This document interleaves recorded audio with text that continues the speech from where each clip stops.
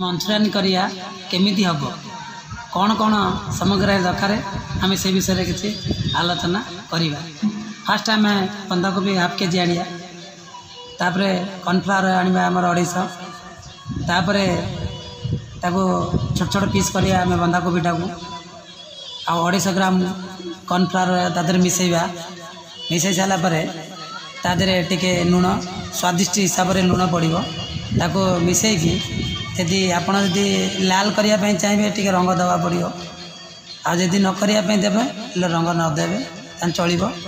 ताको मिसेकी छाण छोट छोट पीस करके आगे तेलर छाण तेलर छाणिकी बाहर को लाल हो गले काढ़ी काढ़ी सारापर तापर आपण अदा रसुण पेस्ट करते तेल टिके देवे तापर तेलर टिके चीनी पकेबे तापर चीनी पकई सारा पर अदा रसुण टी पेस्ट जो करते देवे दे सारापर आपड़ जो मसला चिकेन मसला नले कि चिकेन मसला पकेले टिके काश्मीर लंका टिके देले लाल करने तापर लंका गुंड टिके पकेबे पकई सारापर हल्दी टिके पकेबे और पकई सारिक से लाल है पर्यंत जो आपण मंचूरियन छाणी थे ताकू पकेबे ताको पकेला सारा पर तादे मैदा जो आनी आपण मैदा 100 ग्राम ताको पानी रे मिसेकी गोलेकी ताको तादे देबे तापर